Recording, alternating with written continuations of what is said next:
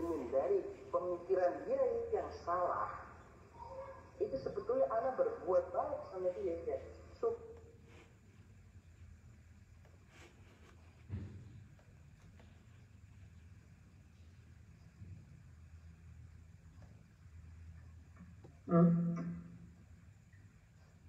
Silakan Dokter Nikria. Baik dok, gimana suara saya terdengar? Terdengar, oke. Oke, Bismillah ya, mulai ya. Videonya diaktifkan dulu.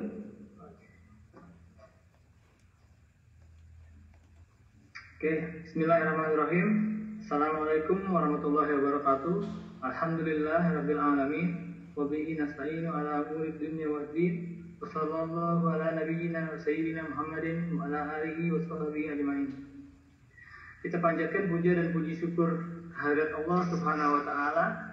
Pada kesempatan malam yang berbahagia kali ini kita masih kembali diberi kekuatan, kesehatan, hidayah serta taufik dari Allah Jalla wa ala sehingga kita bisa kembali menghadiri majelis ilmu ini.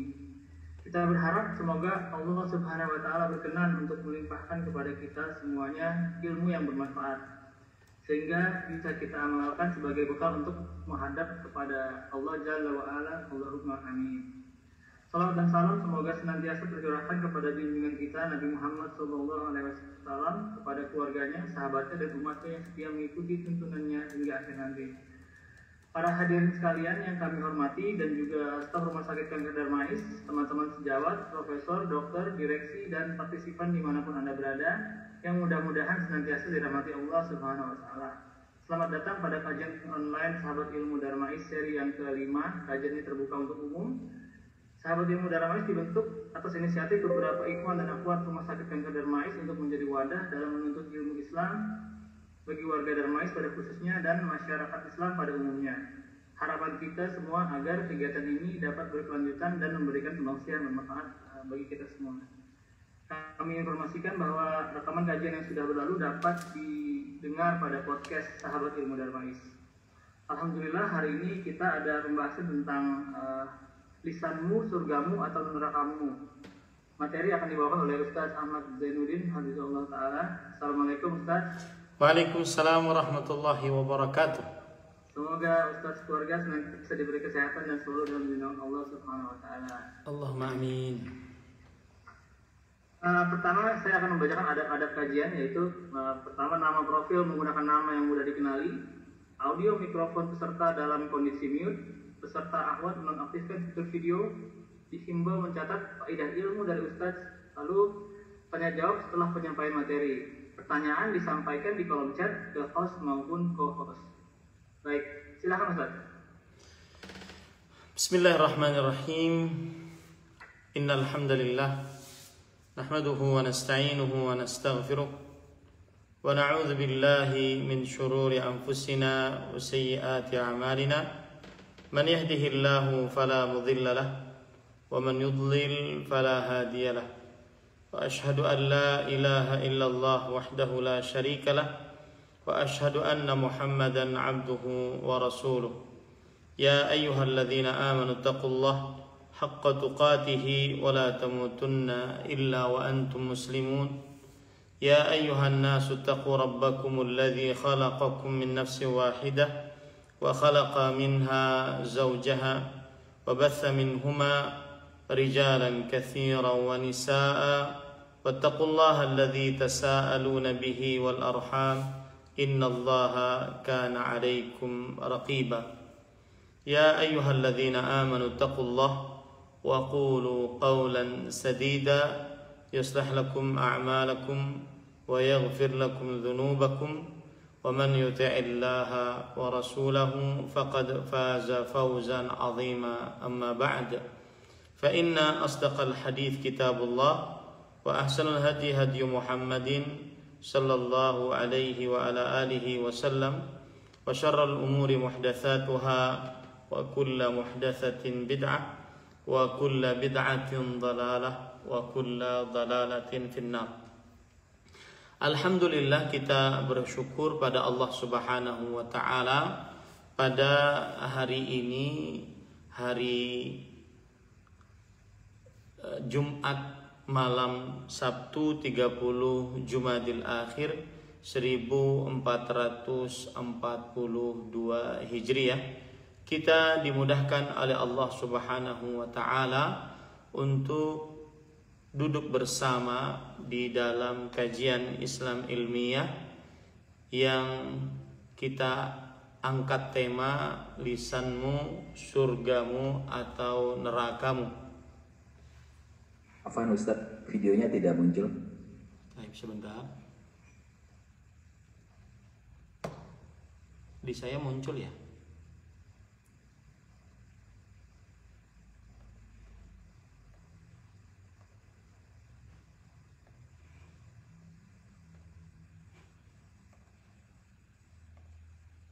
Di saya muncul ya? Suara sih jelas Ustaz, cuman kayaknya nah ini profilnya kelihatan, tapi pas dibuka. Coba saya keluar dulu sebentar ya. Ya, namun Ustaz.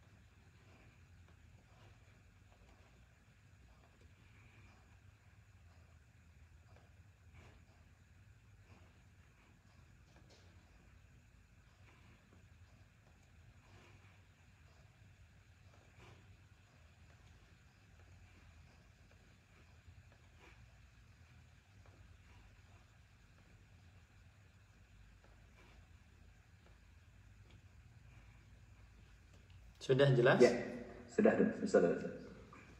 Baik. Bismillahirrahmanirrahim. Alhamdulillahirabbil alamin hamdan katsiran tayyiban mubarakan fi kama yuhibbu rabbuna wa yarda. Wa asyhadu an la ilaha illallah wahdahu la syarika lah, lahul hamdu fil akhirati wal ula. Wa asyhadu anna Muhammadan abduhu wa rasuluhu nabiyul mustafa wa rasuluhul mujtaba wa ala alihi wa ashabihi a'immatil huda wa man tabi'ahum bi ihsan ila yaumil liqa. Amma ba'du, alhamdulillah kita bersyukur pada Allah Subhanahu wa taala pada hari ini, hari Jumat malam Sabtu 30 Jumadil Akhir 1442 Hijriah, kita dimudahkan oleh Allah Subhanahu wa taala untuk duduk bersama mengkaji ayat-ayat suci Al-Quran dan hadis-hadis Rasul sallallahu alaihi wa ala alihi wasallam. Salawat dan salam semoga selalu Allah berikan kepada Nabi kita Muhammad sallallahu alaihi wa ala alihi wasallam, pada keluarga beliau, para sahabat, serta orang-orang yang mengikuti beliau sampai hari kiamat kelak. Dengan nama-nama Allah yang husna dan sifat-sifatnya yang ulia, kita berdoa, Allahumma inna nas'aluka ilman nafi'an wa rizqan tayyiban wa amalan mutaqabbala. Wahai Allah, sesungguhnya kami mohon kepada Engkau ilmu yang bermanfaat, rezeki yang baik, dan amal yang diterima. Allahumma amin. Ahibati hafizakumullah ta'ala, Bapak Ibu, saudara-saudari yang saya cintai karena Allah, semoga Allah Subhanahu wa taala selalu menjaga kita Pada pertemuan kali ini kita akan membicarakan perkara yang sangat penting bagi seorang manusia muslim, yaitu yang berkaitan dengan lisan. Yang berkaitan dengan lisan. Kita angkat tema lisanmu, surgamu atau nerakamu. Ahibati, hafizakumullahu ta'ala, Bapak Ibu saudara-saudari yang saya muliakan, kita ketahui bersama bahwasanya nikmat Allah Subhanahu wa ta'ala dalam diri kita sangatlah banyak. Dan ini sudah Allah Subhanahu wa ta'ala isyaratkan di dalam surat An-Nahl ayat 18. Wa in ta'uddu ni'matallahi la tuhsuha. Dan jika kalian menghitung nikmat-nikmat Allah, niscaya kalian tidak akan pernah bisa menghitungnya. Begitu juga disebutkan oleh Allah dalam surat An-Nahl ayat 53. Wa ma bikum min ni'matin faminallah. Apa saja yang kalian dapatkan berupa nikmat, maka itu datangnya dari Allah Subhanahu wa ta'ala. Berdasarkan dua ayat ini, maka kita bisa ambil pelajaran bahwasanya nikmat yang Allah Subhanahu wa ta'ala berikan kepada kita sangatlah banyak dan tidak bisa dihitung. Dan termasuk daripada nikmat yang sangat luar biasa adalah disebutkan oleh Allah dalam surat Al-Balad ayat 8 sampai 9. Allah Subhanahu wa ta'ala berfirman, alam naj'al lahu 'ainain wa lisanan wa syafatain. Yang artinya, apakah kami tidak menjadikan untuknya dua mata dan satu lisan, dua bibir? Iya, Allah Subhanahu wa ta'ala dengan karunia-Nya telah memberikan kepada kita dua nikmat yang sangat agung ini, yaitu dua mata, dan dengannya kita bisa melihat. Kemudian nikmat lisan yang dengannya kita bisa berbicara, yang dibantu oleh dua bibir. Ada seorang ulama, yaitu Al-Fudail ibn Iyad rahimahullahu ta'ala. Beliau ketika suatu malam membaca ayat ini, yaitu surat Al-Balad ayat 8 sampai 9, maka beliau menangis semalaman suntuk. Ketika setelah sholat subuh beliau ditanya, ma abkai, apa yang menyebabkan engkau menangis? Maka Al-Fudail bin Iyad rahimahullahu ta'ala berkata, hal bitta laylatan an ja'ala laka syakiran lillah. Apakah engkau pernah suatu malam berfikir sambil bersyukur kepada Allah, an ja'ala laka 'ainaini tubsiru bihima, yang telah menjadikan untukmu dua mata yang dengannya kamu bisa melihat. Zaman dahulu ketika matahari sudah terbenam, maka benar-benar gelap karena belum dikenal adanya listrik. Yang ada adalah kalau sudah matahari terbenam, seseorang jika ingin melakukan aktivitasnya, dia membuat penerangan dengan api. Maka terasa betul nikmat mata bagi diri kita. Ketika matahari terbenam, yang asalnya di siang bolong kita bisa melihat apa saja. Kalau sudah matahari terbenam, maka yang ada adalah gelap gulita. Ini yang membuat kita bersyukur Allah Subhanahu wa ta'ala menjadikan untuk kita dua mata. Dan saya yakin betul tidak ada seorang pun dari manusia, kita semua, saya, Anda, Bapak, Ibu, saudara-saudari, seluruh kaum muslimin, bahkan seluruh manusia, tidak akan pernah mau diganti kedua matanya dengan harta seberapapun banyaknya.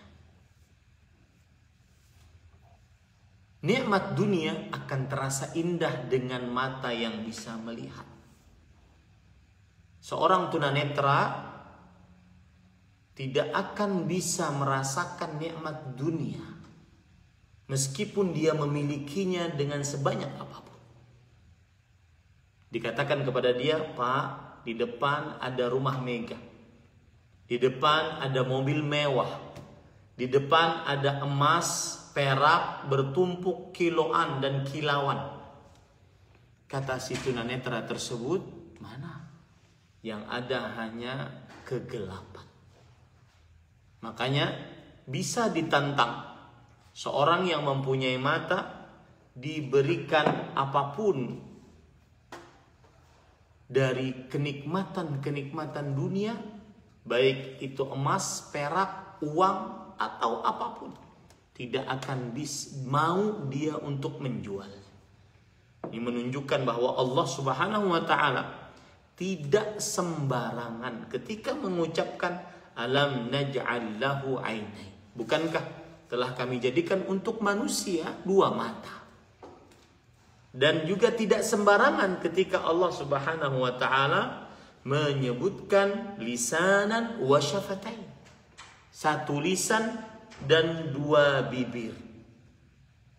Para ikhwan yang dirahmati oleh Allah Subhanahu wa ta'ala, karena dua hal ini adalah nikmat Allah, maka wajib kita untuk bersyukur atas nikmat tersebut. Jika tidak, maka nikmat tersebut akan menjadi nikmah. Ni'matun pakai ain. Jika tidak disyukuri akan menjadi nikmah pakai qaf.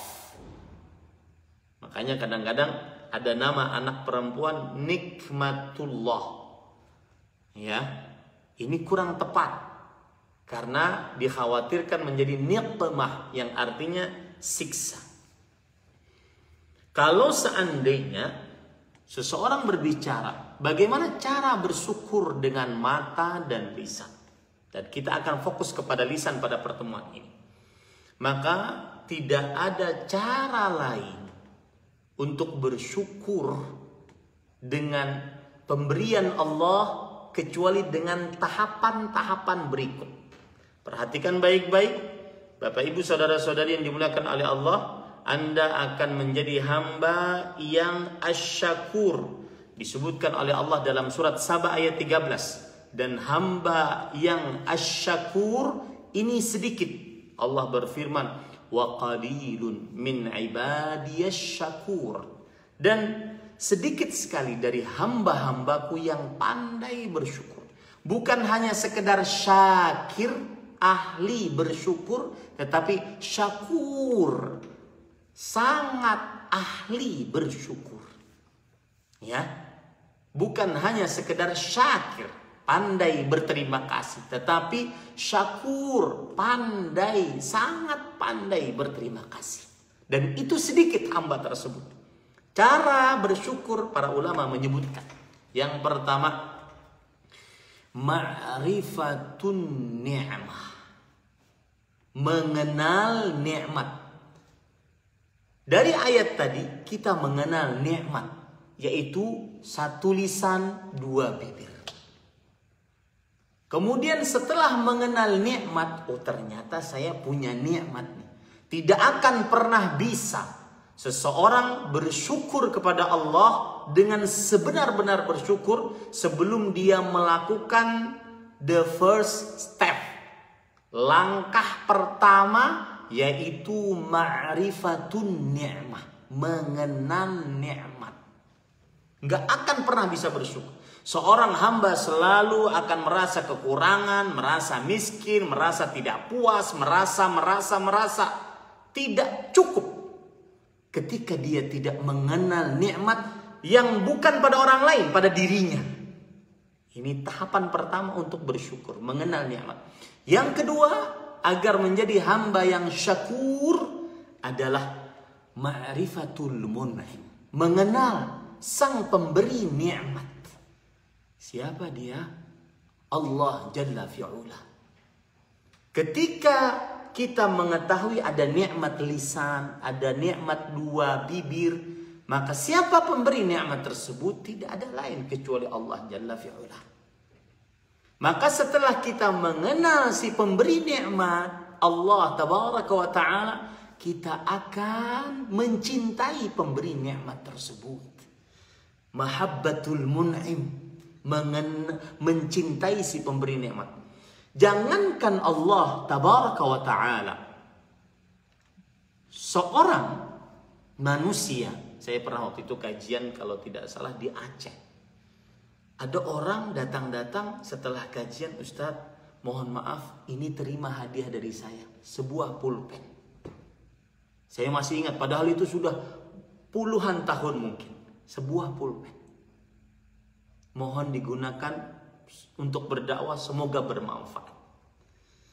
Maka satu buah pulpen dari satu orang, mungkin sepanjang umur hidup saya, dia memberikan satu buah hadiah. Sampai detik ini saya masih ingat dan saya masih mudah-mudahan selalu mendoakan orang tersebut diberkahi hidupnya. Bagaimana yang pemberiannya tanpa batas, tidak mengenal masa, tidak setiap tahun, tidak setiap bulan, tidak setiap pekan, tidak setiap jam, tidak setiap menit, tidak setiap detik. Sepanjang masa, sepanjang kita hidup, pemberiannya tanpa henti. Maka timbullah rasa cinta. Wajar itu, pemberi akan dicintai. Maka tahapan yang ketiga, mahabbatul mun'im, mencintai sang pemberi nikmat. Kemudian yang keempat adalah yaitu ta'atul mun'im, mentaati sang pemberi nikmat. Mentaati sang pemberi nikmat. Apa yang diperintahkan oleh pemberi nikmat, kita akan patuh, karena itu tanda kecintaan. Ada pepatah Arab mengatakan, "Lau kana hubbuka sadiqan la ata'tahu, innal muhibba liman yuhibbu muti'am." Kalau seandainya kecintaanmu itu benar, maka sungguh kamu akan sangat taat kepada orang yang engkau cintai. Sesungguhnya orang yang mencintai terhadap yang dicintainya sangatlah taat. Seorang suami sangat cinta kepada istrinya, dia akan mengerjakan apa yang diperintahkan oleh istrinya dan sebaliknya. Maka orang yang bersyukur tahapan keempat adalah sangat taat kepada pemberi nikmat karena dia sudah mencintai si pemberi nikmat. Yang kelima, alla tusta'malan ni'mah illa fi ta'atillah. Tidak menggunakan nikmat tersebut kecuali di dalam rangka mengerjakan ketaatan kepada Allah Subhanahu wa taala. Baik. Ketika kita diberikan lisan, dua bibir, bagaimana cara kita dengan nikmat lisan ini kita bersyukur sehingga lisan menjadi surga kita, bukan menjadi neraka kita. Ahibati hafizakumullah ta'ala. Caranya adalah yaitu kita menjaga lisan kita dari hal-hal yang diharamkan. Nanti saya akan sebutkan hal-hal yang diharamkan. Saya akan sebutkan dulu pada pertemuan ini poin pertama, faidah menjaga lisan. Ya. Faidah menjaga lisan. Nanti apa saja sesuatu yang harus dijaga oleh lisan. Itu setelah ini. Faedah menjaga lisan yang pertama, orang yang menjaga lisan maka dosanya akan diampuni dan amalannya akan baik. Lihat subhanallah ya. Akibat lisan maka anggota tubuh akibat lisan maka akan mempengaruhi seluruh anggota tubuh dari ujung rambut sampai ujung kaki gara-gara lisan. Jadi memang benar-benar ketika Allah menyebutkan walisanan wasyafatain itu tidak sembarangan. Dan saya berpesan jika Anda baca ayat Quran, hadis Rasul, dipahami, diresapi, ditadaburi baik-baik. Karena satu kata, bahkan satu huruf Allah letakkan nun, qaf, 2 huruf yasin, itu tidak sembarangan Allah letakkan. Pasti ada makna yang tersirat darinya. Nah, perhatikan baik-baik. Salah satu faedah menjaga lisan adalah penyebab diampuninya dosa-dosa dan bagusnya amal. Lisan membaguskan amalan tangan, amalan mata, amalan telinga, amalan penciuman, amalan kemaluan, amalan kaki. Allah Subhanahu wa taala berfirman dalam surat Al-Ahzab ayat 70-71. Ya ayyuhalladzina amanu ittaqullaha wa qulu qawlan sadida. Wahai orang beriman, bertakwalah kepada Allah dan ucapkanlah ucapan yang benar. Lihat, sadidan, yang benar. Tidak boleh dusta. Ini salah satu hal yang wajib lisan dijaga darinya. Tidak boleh bersumpah palsu, tidak boleh menghibah, tidak boleh mencaci, tidak boleh melaknat, tidak boleh berkata kasar. Nanti kita akan bahas lebih dalam. Qulu qawlan sadida, ucapkanlah ucapan yang baik, yang benar. Apa faedahnya mengucapkan ucapan yang baik? Yuslih lakum a'malakum. Di situ lihat, yuslih adalah fi'il mudhari', present tense, kata kerja yang sedang berlangsung. Di dalam kaidah bahasa, apabila kata kerja yang sedang berlangsung present tense, fi'il mudhari', diletakkan dalam jawaban sebuah syarat, maka ini menunjukkan kepada pasti terjadi dan selalu berlangsung. Seperti Allah Subhanahu wa taala berfirman dalam surat Ghafir ayat 60. Qala rabbukum ud'uni astajib lakum. Rabb kalian berfirman, berdoalah kalian kepadaku saja. Allah Jalla fi'ula, langsung kepadaku tanpa perantara. Astajib lakum, aku pasti. Lihat, sebuah keniscayaan karena dia present dalam sebuah jawaban syarat sebuah perkataan. Astajib lakum, langsung aku pasti kabulkan selalu permintaanmu. Dan kelangsungan itu berlangsung terus menerus. Sama dengan ini, ucapkan ucapan yang baik. Apa faedahnya? Yuslih lakum a'malakum, pasti Allah akan memperbaiki selalu bagi kalian amalan-amalan kalian. Lisannya baik, maka yang dilihat akan baik-baik. Lisannya baik, maka yang didengar akan baik-baik. Lisannya baik, maka yang diperbuat oleh tangan akan baik-baik, dan seterusnya seperti. Wa yaghfir lakum dzunubakum, dan langsung Allah mengampuni selalu dosa-dosa kalian. Ya, ini indahnya menjaga lisan. Wa man yuti'illaha wa rasulahu faqad faza fawzan 'azima. Siapa yang taat kepada Allah dan Rasulnya, maka sungguh ia telah beruntung dengan keberuntungan yang besar. Di dalam surat ini atau ayat ini 70-71 ada semacam kaitan bahwa orang yang taat kepada Allah dan Rasulnya, dialah yang berkata-kata baik. Tanda yang sangat dominan dari orang yang taat kepada Allah, lisannya terjaga dari hal-hal yang diharamkan.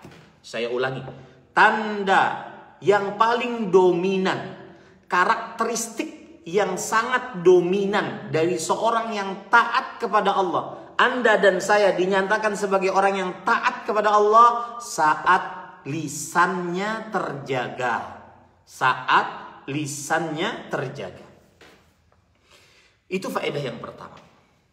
Yaitu menjaga lisan akan mendatangkan ampunan dosa-dosa dan perbuatan yang baik-baik. Kemudian faedah yang kedua, menjaga lisan akan menjadi jaminan bagi seorang hamba masuk ke dalam surganya Allah Subhanahu wa taala. Siapa yang dirinya bisa menjamin masuk surga, lihat bagaimana lisannya.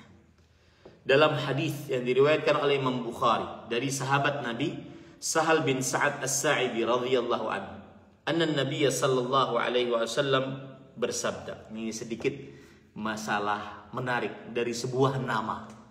Ya. Ketika perjanjian Hudaybiyah, sedikit menyimpang ya, dan ini ada berkaitan dengan lisan. Ketika perjanjian Hudaybiyah tahun ke-6 Hijriah, ceritanya Nabi Muhammad SAW sudah berhijrah dari kota Mekah ke kota Madinah selama 5 tahun di kota Madinah. Lalu para sahabat bermimpi untuk berumroh, maka mereka rindu untuk mentawafi Ka'bah. Sudah meninggalkan 5 tahun kota Mekah, rindu untuk tawaf Ka'bah. Maka berjalanlah mereka dari kota Madinah ke kota Mekah. Sampai di daerah sebelum masuk kota Mekah, sampai di daerah Hudaybiyah, ditahan oleh orang-orang kafir Quraisy. Datanglah Sahal yang waktu itu belum masuk dalam agama Islam. Ketika datang Sahal, apa kata Rasul dengan lisannya? Sahalallahu amrana. Ini pelajaran yang patut kita ambil dari sebuah lisan Rasulullah Sallallahu Alaihi Wasallam yang mulia. Ketika datang Sahal, maka beliau mengatakan Sahalallahu amrana. Sahal artinya mudah, maka Rasulullah SAW langsung berdoa, semoga Allah memudahkan urusan kita, bisa kita masuk untuk berumroh ataupun keputusan-keputusan indah lainnya.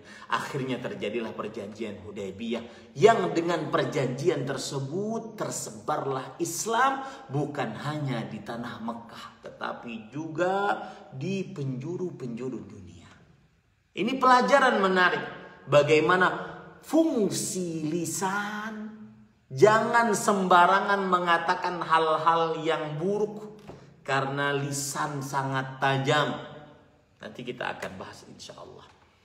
Baik, dari Sahal bin Sa'ad As-Sa'idi radhiyallahu anhu, Rasulullah sallallahu alaihi wasallam bersabda, man yadman li ma baina lahyaihi wa ma baina rijlaihi adman lahul jannah. Siapa yang, ini juga kata syarat, siapa yang menjamin untukku apa yang antara dua lahi. Lahi itu ini, ya. Ini lahi namanya, yaitu lisannya, mulut, dan apa yang di antara dua kakinya, yaitu kemaluannya. Pasti aku jamin untuknya surga. Di sini lihat, Rasulullah SAW memakai kata-kata sama present tense dalam bentuk majzum. Kalau Anda belajar bahasa nahwu, adman, pasti aku jamin untuknya surga. Sebuah keniscayaan. Ya. Kenapa? Karena jawaban syarat dari perkataan syarat yang pertama dalam bentuk present tense, kemudian dia menunjukkan kepada keniscayaan dan langsung terjadi. Ini subhanallah, para ikhwan yang dirahmati oleh Allah Subhanahu wa taala. Dan kita harus percaya ini. Kenapa? Siapa yang menjamin? Nabi Muhammad sallallahu alaihi wasallam. Harus percaya. Karena Rasul sallallahu alaihi wasallam, "Wa ma yantiqu 'anil hawa in huwa illa wahyun yuha." Tidak ada beliau berkata-kata dari hawa nafsu, kecuali itu adalah wahyu yang diwahyukan oleh Allah Subhanahu wa taala. Taib. Apa yang dijaminkan oleh Rasulullah SAW? Masuk ke dalam surganya Allah Subhanahu wa taala. Oleh sebab itulah faidah menjaga lisan yang kedua, yaitu dijamin dengan pasti masuk surga. Jaga lisanmu sebaik-baiknya, maka barterannya surga. Jaminan dari Rasul sallallahu alaihi wasallam. Yang ketiga, yaitu faidah menjaga lisan adalah keselamatan seorang hamba, bukan hanya di akhirat tetapi di dunia sebelum akhirat dia akan selamat. Selamat harga dirinya, ya, gara-gara menjaga lisan. Selamat nama baiknya gara-gara menjaga lisan. Selamat di akhirat dengan masuk ke dalam surganya Allah Subhanahu wa taala. Perhatikan hadis riwayat Imam Tirmidzi dari sahabat Nabi Uqbah bin Amir radhiyallahu anhu. Beliau berkata, "Qultu ya Rasulullah, man najah?" Wahai Rasulullah, pada apa keselamatan? Ini pertanyaan sangat bagus di zaman sekarang untuk ditanyakan. Pada apa keselamatan? Dengan segala macam kesemerawutan dunia. Ya, media sosial dia bisa menjadi pedang bermata dua. Menyebarkan kebaikan sampai ke ujung dunia hanya dalam waktu beberapa detik. Tetapi dia juga bisa menyebarkan keburukan dengan segala macam keburukannya. Ya, dalam hanya beberapa detik. Orang menghina Allah, orang meragukan kerasulan Nabi Muhammad SAW, meragukan kesucian wahyu Al-Quran. Orang menghina hadis-hadis Rasul SAW dengan mudahnya dengan media sosial. Maka hadis ini sangat penting di zaman sekarang. Man najah, wahai Rasulullah, apa yang pada apa keselamatan? Rasulullah SAW menjawab, yang paling pertama, amsik alika lisanak. Jaga lisan. Jaga lisanmu. Yang kedua, waliyasa'ka baituk, dan luaskan untukmu rumahmu. Artinya teruslah berada dalam rumah, tidak terlalu banyak bergaul, terutama hal-hal yang bisa mendatangkan kemudaratan. Sekarang kita mungkin di dalam rumah, tetapi pergaulannya sampai ke ujung Afrika dengan media sosial kita. Wabki ala khati'atik, dan tangisi dosa-dosa. Ini amalan paling luar biasa di zaman sekarang. Wabki ala khati'atik. Dan amalan ini juga diingatkan oleh Rasulullah sallallahu alaihi wasallam, yaitu memperbanyak ibadah, memperbanyak ketakwaan, memperbanyak istighfar di zaman-zaman genting, zaman yang kadang-kadang seseorang terbunuh tidak tahu kenapa dia terbunuh, dan yang membunuh pun tidak tahu kenapa dia membunuh. Itu tanda hari kiamat. Makanya nanti di hari kiamat yang terbunuh akan membawa kepalanya, kemudian minta didatangkan orang yang membunuhnya. Ya Rabb, sal hadha fima qatalani. Wahai Rabbku, tanya orang ini, kenapa dia membunuh? Orang tersebut pun tidak tahu kenapa dia harus membunuh.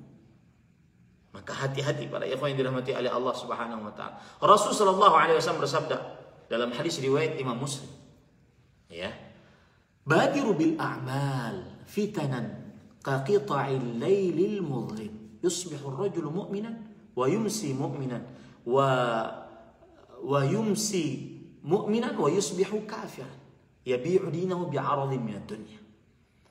Teruslah bersegera kalian berlomba-lomba beramal saleh sebelum datang keadaan-keadaan genting yang menghantarkan kepada kehancuran. Dalam riwayat yang lain pembunuhan, dalam riwayat yang lain kerusakan. Ya, dan itu tidak dirasakan. Tahu-tahu seseorang masuk aja ke dalamnya, nggak dirasakan. Hanya dengan komentar satu kata, dua kata, dia bertanggung jawab atas terbunuhnya seseorang. Hati-hati para ikhwah yang dirahmati oleh Allah Subhanahu wa taala. Dan ya, al-kitabah fi maqamil lisan. Di zaman sekarang tulisan, komentar, status itu termasuk dari bagian lisan. Karena tulisan menggambarkan apa yang ingin dia sampaikan. Ini hati-hati para ikhwan yang dirahmati oleh Allah. Perhatikan baik-baik. Jangan sampai dengan lisan kita menjadi seorang yang menjadi pelopor terbunuhnya banyak orang. Karena perhatikan, Qabil, pembunuh pertama, dia akan mendapat cipratan seluruh pembunuhan yang terjadi di atas muka bumi tanpa kebenaran. Ya, tanpa kebenaran. Setiap pembunuhan yang terjadi tanpa kebenaran, Qabil sebagai pencontoh pertama, sebagai pelopor pertama, dia akan mendapatkan dosanya. Maka hati-hati dengan komentar.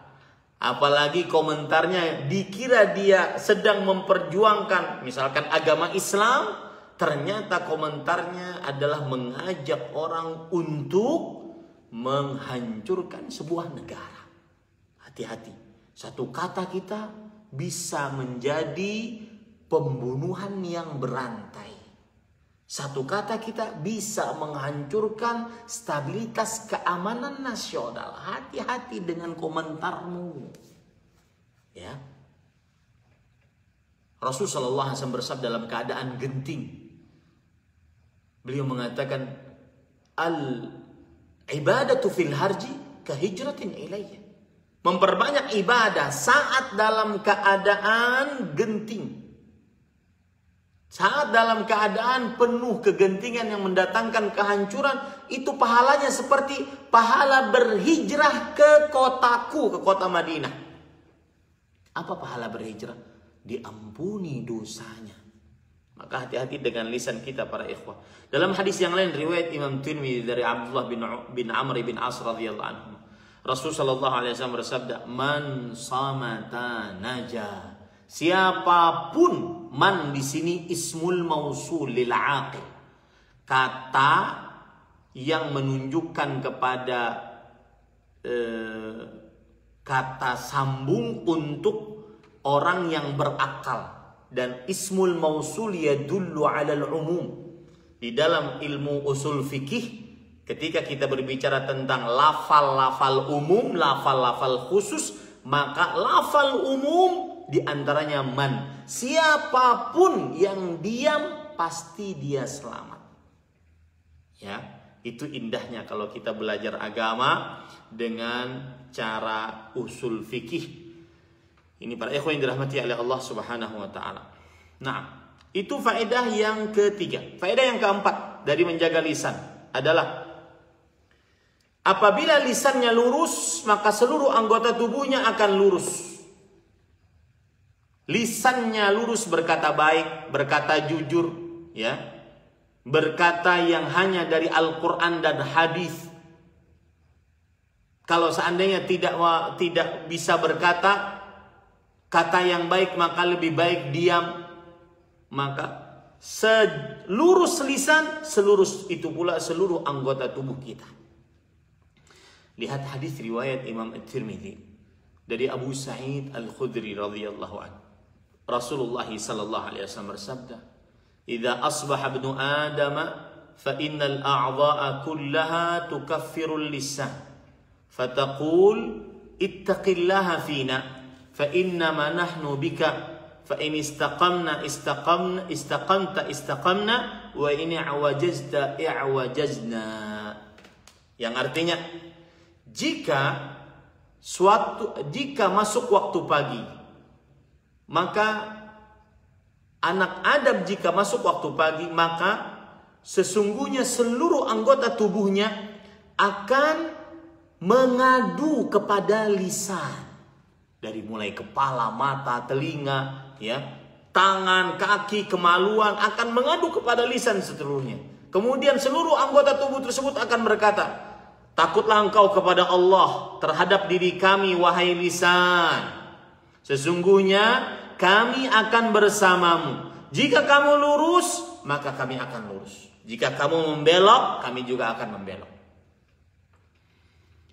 Tangan yang kadang-kadang melakukan maksiat dengannya sebenarnya diakibatkan oleh lisan yang tidak berkata baik, yang tidak terjaga. Kaki, melangkahkan kaki ke tempat maksiat. Kemaluan diletakkan pada yang haram, maka sebenarnya itu berkaitan dengan lisan. Maka saya nasihatkan ya di sini dalam menjaga lisan, termasuk di dalamnya menjaga perkataan-perkataan yang kotor, porno, dan termasuk di dalamnya yang mungkin kurang disadari adalah membicarakan para perempuan di grup-grup WhatsApp para lelaki, membicarakan para janda, membicarakan janda si fulana, membicarakan bentuk tubuh perempuan di grup WhatsApp para lelaki. Dan bahkan kadang-kadang grup WhatsApp tersebut adalah grup WhatsApp orang-orang yang mungkin ahli masjid, ahli Quran, jenggotan, ya, sudah kenal pengajian Islam, suka sekali membicarakan hal-hal yang seperti itu. Maka akibat lisan kadang berpengaruh kepada kemaluan, kadang berpengaruh kepada mata. Akhirnya ya membicarakan hal-hal yang tidak ada manfaatnya, apalagi sampai haram, maka akhirnya matanya jelalatan, akhirnya kemaluannya tidak terjaga. Tangannya melakukan al-'ada as-sirriyah. Al-'ada as-sirriyah adalah perbuatan yang disebut dengan onani atau masturbasi. Gara-gara lisan. Gara-gara lisan. Ini hati-hati para ikhwan yang dirahmati oleh Allah Subhanahu wa taala. Ini istaqamta, istaqamna. Jika engkau lurus lisan, kami akan lurus. Jika engkau menyimpang, membelok, maka kami juga akan membelok. Ya, jaga lisan. Kemudian yang kelima, faedah dari menjaga lisan adalah mendapatkan ketinggian derajat bagi seorang hamba dan juga mendapatkan kemenangan dengan mendapat ridha Allah Subhanahu wa taala. Tinggi derajatnya di akhirat dan mendapat ridha Allah Subhanahu wa taala. Wallahi para ikhwah, bismillah.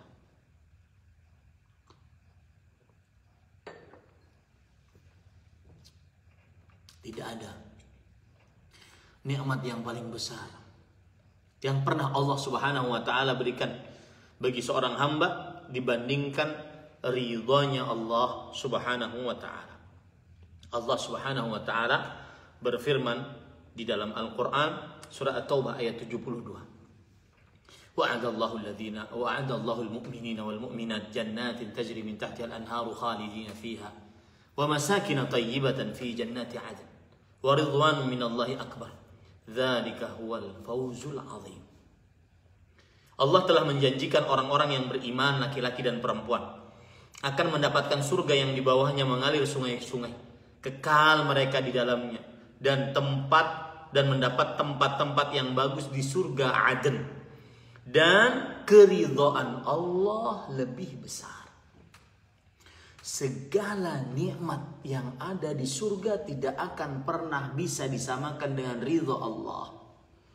Karena ketika Allah Subhanahu wa taala sudah meridai, maka Allah tidak akan pernah murka selamanya. Para ikhwah yang dirahmati oleh Allah Subhanahu wa taala, Rasulullah sallallahu alaihi wasallam pernah bercerita tentang hadis yang sangat indah. Ya, hadis yang sangat indah. Allah Subhanahu wa taala pernah berfirman kepada penghuni surga.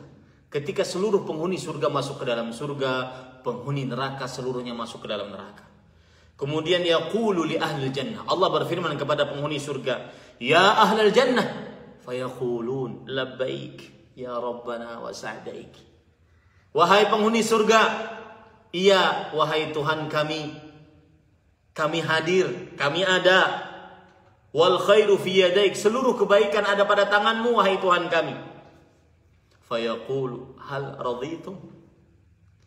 Lalu Allah Subhanahu wa taala sebagai pemilik surga yang menjamu para penghuni surga, Allah langsung mengatakan, wahai kalian, relakah kalian dengan semua nikmat ini?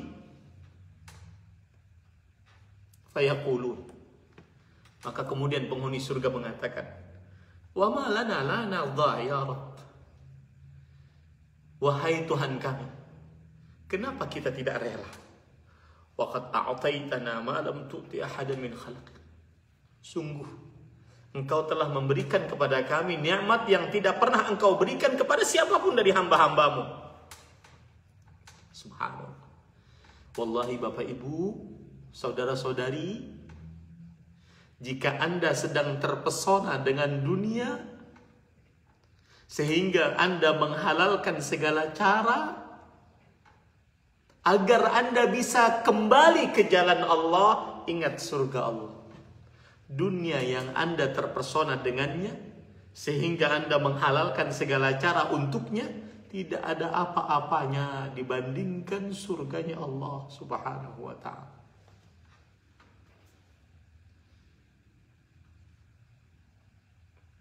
Jangankan surga yang paling tinggi, yang paling rendah, nikmat yang paling rendah dari penghuni surga, tidak ada apa-apanya dibandingkan surga dan dibandingkan dunia dan seisinya.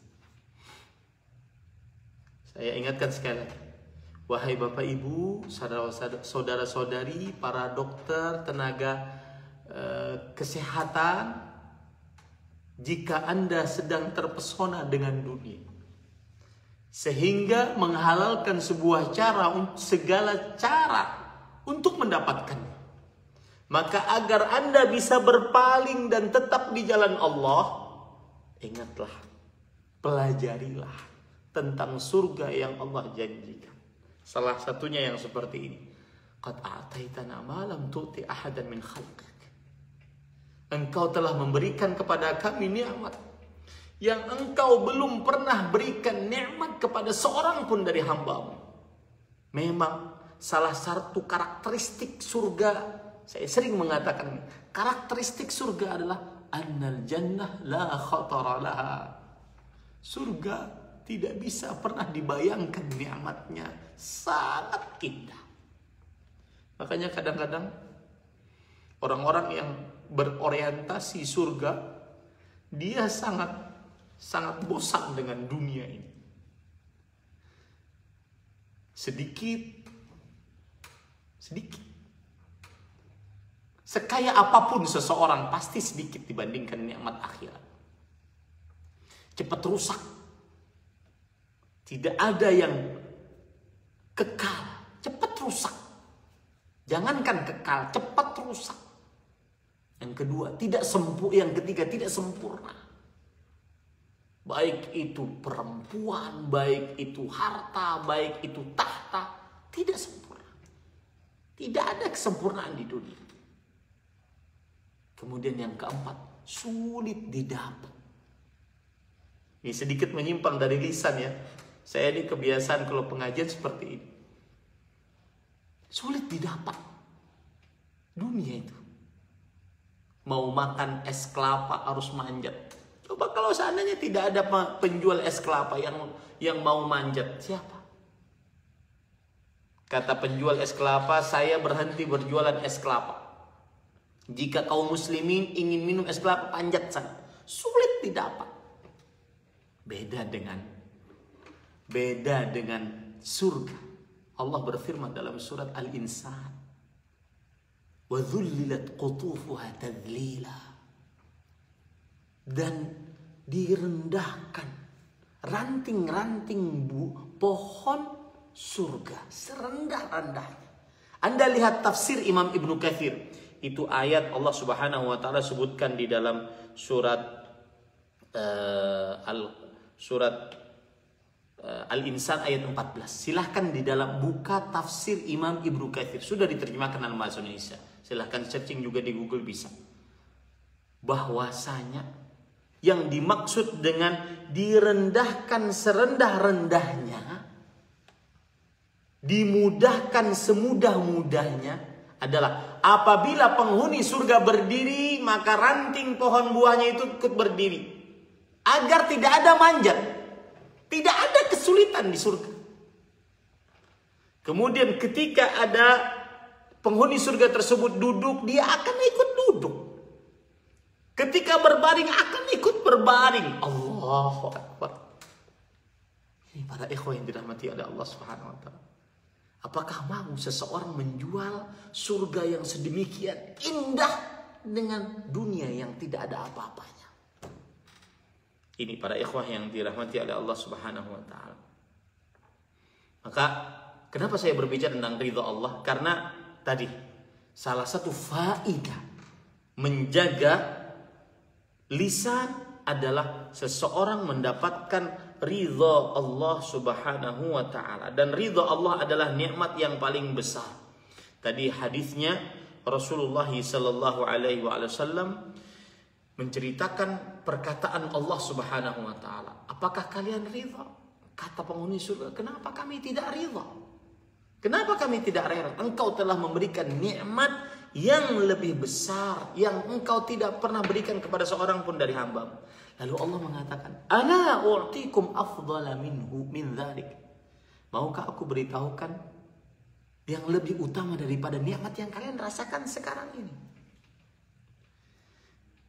Kemudian penghuni surga mengatakan, "Ya Rabbi, wa ayyu syai' afdalu min dzalik?" Wahai Tuhanku, apa yang lebih utama daripada ini?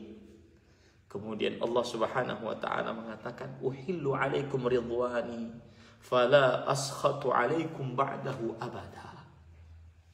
Yang artinya, aku halalkan ridhaku atas kalian. Aku tidak akan pernah murka kepada kalian selamanya. Kemudian Allah Subhanahu wa taala memperlihatkan wajahnya yang mulia. Kalau seorang hamba sudah sudah memikirkan tentang wajah Allah Subhanahu wa taala, maka dia akan sangat rindu kepada Allah Subhanahu wa taala.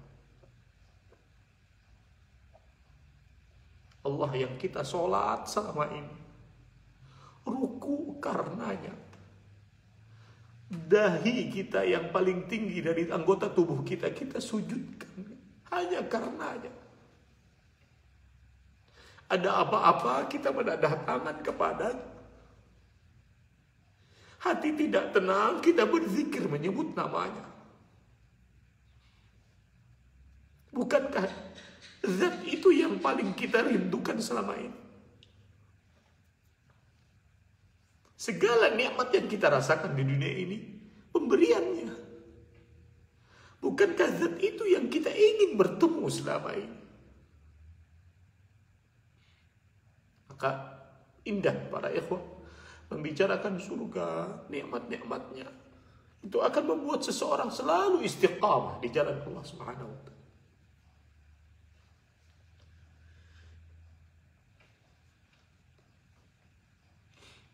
Maka orang yang menjaga lisan akan mendapat ridha Allah. Dan ridha Allah nikmat surga terbesar. Dan ridha Allah adalah melihat wajah Allah Subhanahu wa taala. Rasulullah sallallahu alaihi wasallam bersabda, "Innakum satarawna rabbakum kama tarawna al-qamara lailatal badr. La tudhammuna fi ru'yati." Kalian akan melihat Tuhan kalian seperti kalian melihat bulan purnama. Kalian tidak akan berdesak-desakan melihat. Zat yang paling kita rindukan, pencipta kita, pemberi nikmat kita, kalamnya kita baca setiap hari.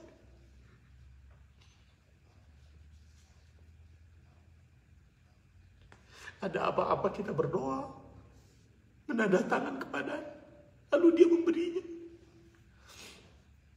Nikmat Allah terbesar.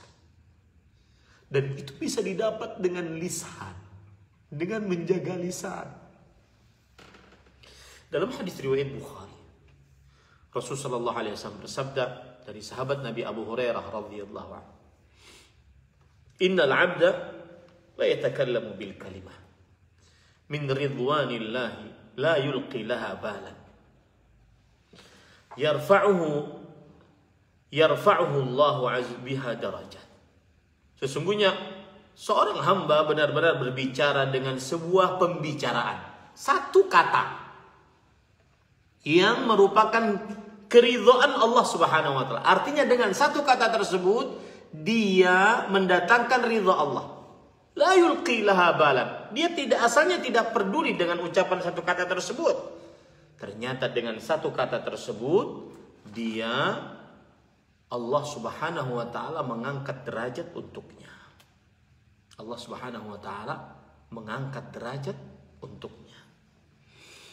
Dalam hadis yang lain yang diriwayatkan oleh Imam Tirmidzi dari Bilal bin Harith Al-Muzani radhiyallahu anhu, Rasulullah sallallahu alaihi wasallam bersabda, "Inna ahadakum la yatakallamu bil kalimah min ridwanillah ma yadhunnu an tablugha ma balagat fayaktubu Allah azza wa jalla lahu biha ridwanahu subha ila yaumi yalqa." Sesungguhnya salah seorang dari kalian benar-benar berbicara dengan satu kata. Kalimatun itu kata yang mendatangkan ridha Allah. Dia tidak mengira bahwa satu kata tersebut akan sampai kepada apa yang Allah Subhanahu wa taala tuliskan untuknya, mendapat ridha Allah Subhanahu wa taala saat hari bertemu dengannya. Lihat para ikhwah, kadang-kadang satu komentar yang baik, kadang-kadang satu status yang baik, quotes yang indah yang menjadikan seorang akhirnya bertobat, beristighfar, kembali kepada Allah, maka dia akan mendapatkan pahalanya. Maka jangan pernah bosan-bosan untuk menyampaikan kebaikan dengan lisannya. Dan sebaliknya, jangan pernah bermudah-mudah untuk mengatakan hal-hal yang buruk-buruk. Ya, karena dikhawatirkan dia adalah penyebab terbesar seseorang diseret wajahnya di dalam neraka akibat hasil ucapannya. Kalau di zaman sekarang hasil tulisannya, statusnya, komentarnya. Ya, saya heran kadang-kadang ada sebagian orang berkata kasar, berkata kotor, berkata cacian, makian, dan itu sudah dianggap biasa oleh sebagian orang. Ini hati-hati, ini harus diingatkan, tidak diperbolehkan untuk dibiarkan. Kalau tidak akan diberikan laknat oleh Allah Subhanahu wa taala seperti Bani Israel. Lu'ina Bani Israel ala lisani Dawud wa Isa bin Maryam. Dzalika bima 'asaw wa kanu ya'tadun kanu la yatanahuna 'an munkarin fa'alu labisa ma kanu yaf'alun. Bani Israel dilaknat melalui lisan Nabi Daud dan Nabi Isa putra Maryam. Yang demikian itu karena mereka bermaksiat dan melampaui batas.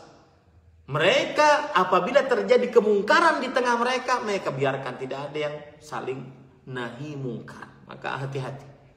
Maka faedah yang selanjutnya, yang keenam, yaitu faedah menjaga lisan adalah seseorang akan terjaga dari api neraka. Sebagaimana hadis yang diriwayatkan oleh Imam Tirmidzi, Ibnu Majah dari sahabat Nabi Muadz bin Jabal radhiyallahu anhu, bahwa Rasulullah sallallahu alaihi wasallam bersabda, "Ala ukhbiruka bimalaki dzalika kulli." Wahai Muadz, maukah engkau aku beritahukan untuk mendapatkan seluruh kebaikan? Muadz radhiyallahu anhu langsung mengatakan, "Bala ya Rasulullah."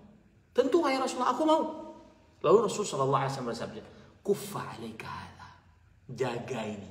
Beliau memegang lisannya. Jaga ini. Kemudian beliau Muadz bin Jabal radhiyallahu anhu berkata, "Ya Nabi Allah, wa inna la mu'akhadzuna bima natakallamu bih."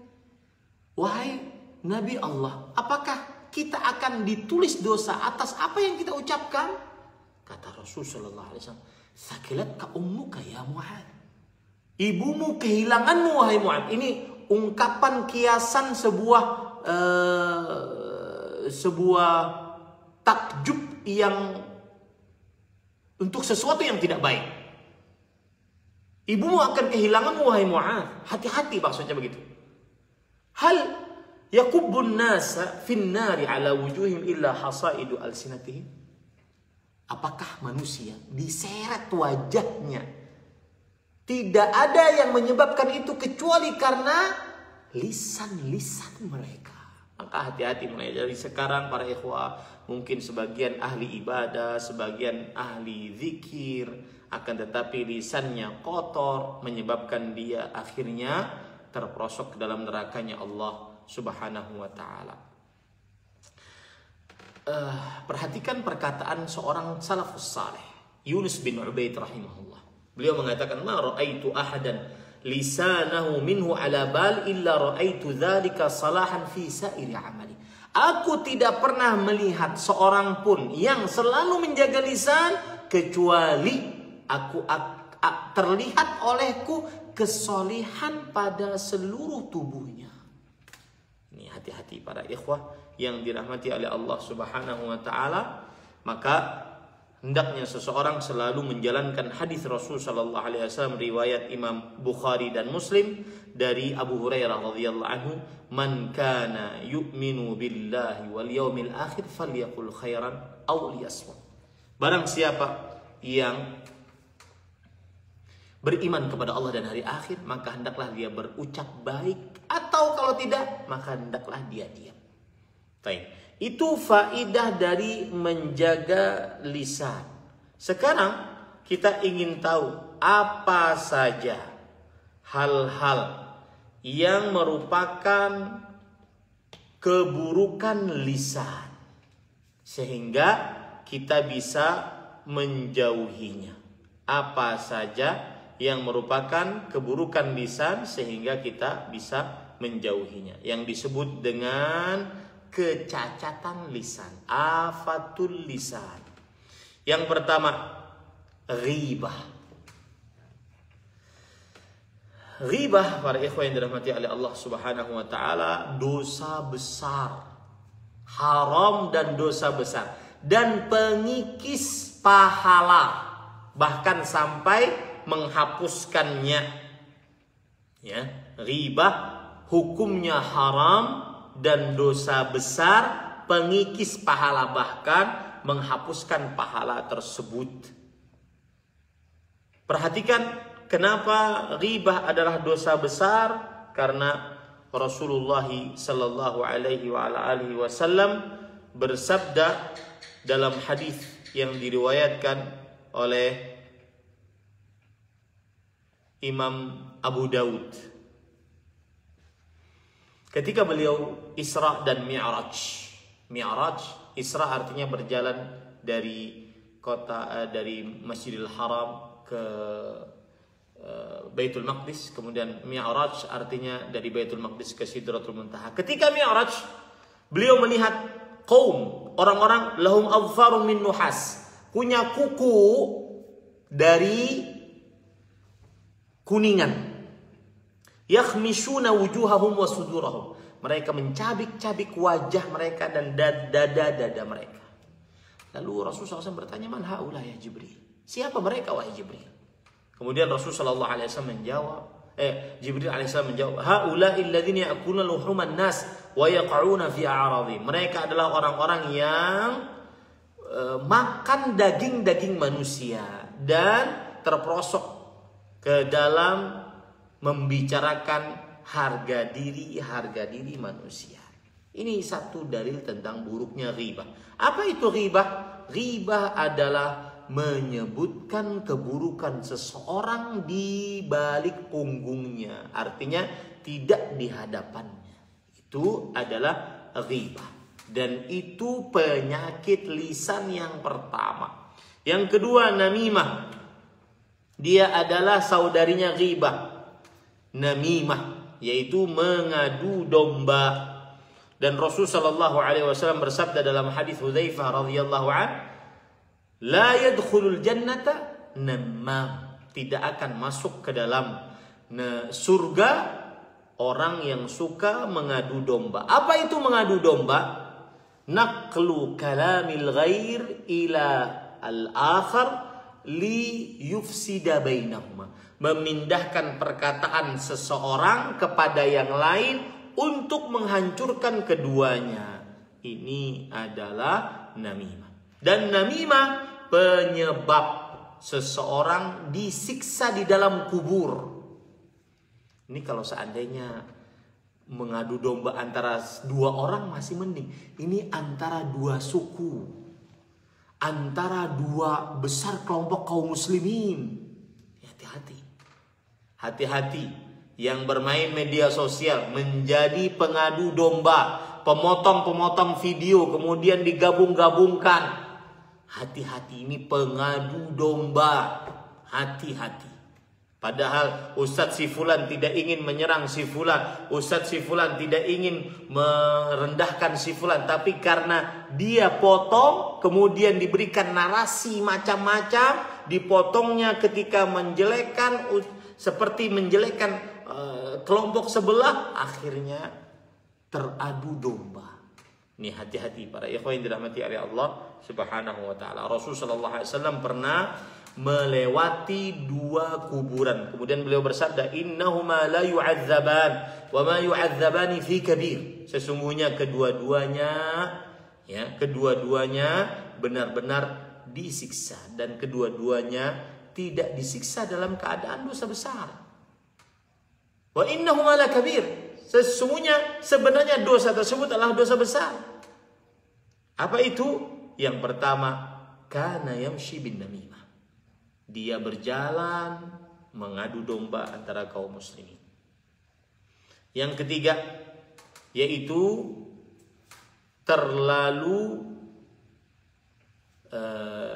yang ketiga adalah berdusta.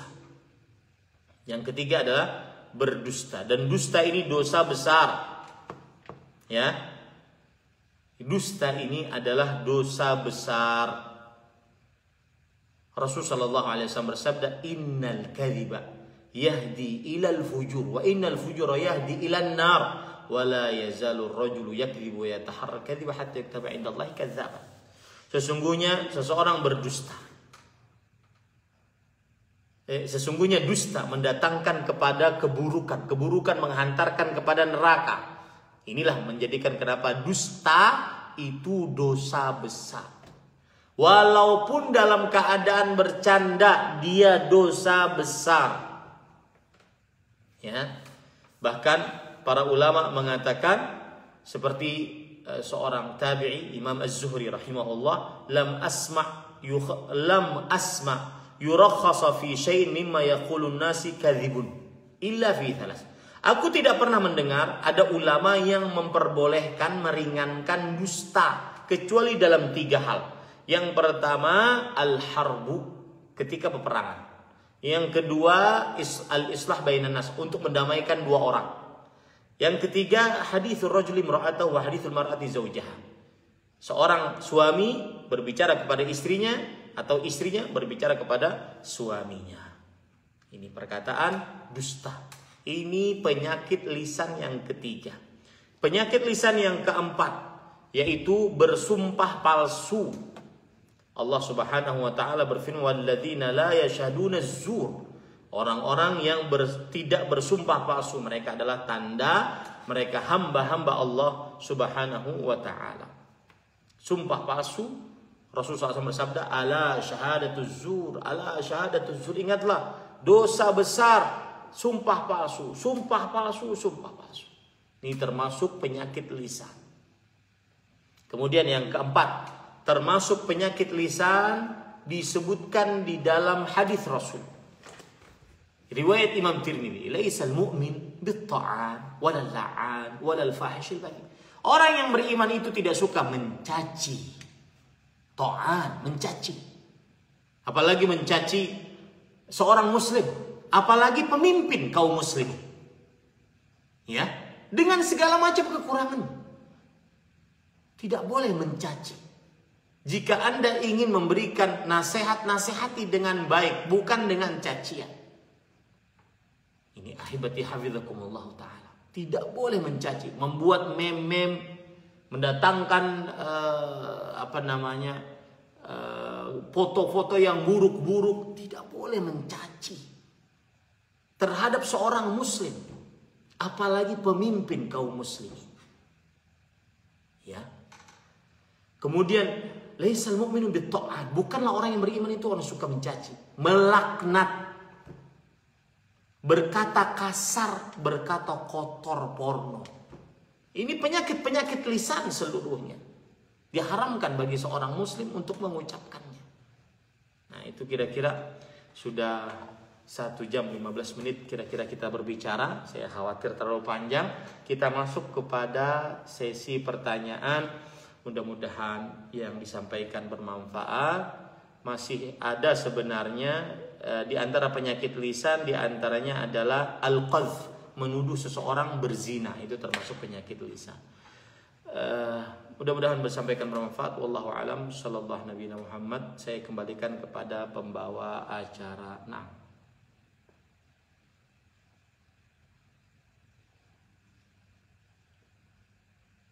Ustaz. Jazakallahu khairan wa barakallahu fiikum. Materi yang sangat bermanfaat bagi kita semua. Bagaimana suara masih terdengar jelas, Ustaz? Siap, silakan. Terdengar, Dr. Nick. Oke. Bismillah. Ini pertanyaan pertama yang paling berkesesuaian dengan tema. Bismillah, izin bertanya Ustaz. Seorang muslim hendaknya berkata baik atau diam? Apa batasan-batasan baik yang dimaksud dalam dalil tersebut, Ustaz? Bagaimana dengan bercanda, tertawa, iseng, dan semisal? Aneh pribadi pernah mendengar bahwa ada seorang ulama tapi zaman dulu yang suka bercanda gitu, Ustaz. Bagaimana ini batasan-batasannya, Ustaz? Bismillah, walhamdulillah, wassalatu wassalamu ala rasulillah wa ala alihi wa sahbihi wa man wala. Yang dimaksud perkataan yang baik yang bukan terlarang dalam agama Islam, sebagaimana yang sudah saya sebutkan tadi, dengan berbagai macam penyakit lisan, yaitu menghibah, menamimah, dusta, sumpah palsu, mencaci, melaknat, berkata kasar, berkata kotor, kemudian melakukan dosa, menuduh orang berzina, dan seterusnya. Maka selain perkataan-perkataan seperti itu adalah perkataan yang baik, perkataan yang di dalamnya terdapat amar ma'ruf, nahi mungkar, kebaikan, kejujuran. Nah, adapun tentang perkataan bercanda, apakah tidak boleh bercanda? Maka para ikhwan yang dirahmati oleh Allah Subhanahu wa taala, Rasul sallallahu alaihi wasallam pernah bersabda, "Inni la amzah wa inni la aqulu illa haqqan." Aku bercanda, tetapi aku tidak mengucapkan kecuali kebenaran. Jadi bercandanya tidak diperbolehkan untuk berdusta. Ya, bercandanya tidak diperbolehkan untuk berdusta. Saya akan sebutkan beberapa adab dalam bercanda, ya. Mudah-mudahan ini menjadi pelajaran, karena memang orang Indonesia itu suka bercanda, ya. Dan akibatnya kadang-kadang kajian yang aturannya di dalamnya dibacakan Al-Quran, yang dulu para sahabat Nabi radhiyallahu anhum mendapatkan dari Nabi Muhammad SAW dengan khusyuk, seakan-akan burung ada di atas kepala mereka. Maka akhirnya karena terlalu suka bercanda, akhirnya ayat-ayat tersebut disebutkan oleh penceramah, pemuka agama, menjadi ayat-ayat yang kurang berbekas ke dalam hati, karena disebutkannya dalam keadaan bercanda. Ya. Dan bisa kita lihat di beberapa ceramah kadang-kadang yang dipotong ceramah terlucu Ustadz Fulan terbaru. Jadi yang diambil lucunya, ya, bukan ayatnya, hadisnya, penjelasan ayat, penjelasan hadis. Nah, ini akibat terlalu banyak bercanda dan tertawa, padahal itu dilarang oleh Rasulullah SAW. Iyyakum wa kathratad dhahik fa inna kathratad dhahik tumitul qalb. Jauhi oleh kalian banyak tertawa, sesungguhnya banyak tertawa, mengeraskan hati. Rasulullah SAW juga bersabda, "Lau ta'lamuna ma'alam, la dhahiktum qalilan wa la bakaitum katsiran." Kalau seandainya kalian mengetahui apa yang aku ketahui, niscaya kalian akan sedikit tertawa dan banyak menangis. Ada sebagian kadang-kadang kajian dengan keseriusan, sekali mengangkat suara, ini malah dipojokkan. Ya, katanya orang Indonesia tidak suka. Ya, apalagi kebanyakan menyebutkan dalil ayat Quran, hadis Rasul sallallahu alaihi wasallam yang membosankan. Maka milieu tersebut harus kita rubah. Kita dalam pengajian atau ceramah untuk kaum muslimin, meskipun itu umum, harus naik kelas. Ya, naik kelas. Sehingga benar-benar yang disampaikan adalah ilmu yang benar-benar bermanfaat untuk kehidupan kaum muslimin. Nah, adab-adab bercanda diantaranya adalah yang pertama, yaitu tidak mengatakan kecuali kebenaran. Tidak boleh bercanda kemudian dia berdusta. Dalam hadis riwayat Imam Abu Daud, Rasulullah SAW bersabda, "Wailun lilladzi yuhadditsu fayakdzibu liyudhika bihil qaum, wailun lahu." Wail, neraka wail bagi orang yang berbicara lalu dia berdusta agar orang tertawa, maka celaka atau neraka wail baginya. Apa itu wail? Wailul lil mutaffifin, fawailun lil musallin, wail wadin fi jahannam. Lembah dalam neraka jahanam, ba'idul qa'ri khabithut ta'am. Dalam dan sangat busuk baunya. Ada lagi wail adalah wadin fi jahannam law suyirat ma'ahul jibal lama'at. Lembah dalam neraka jahanam saking panasnya, kalau gunung yang materinya itu batu, yang mana batu tidak akan pernah meleleh, tidak seperti besi dan baja.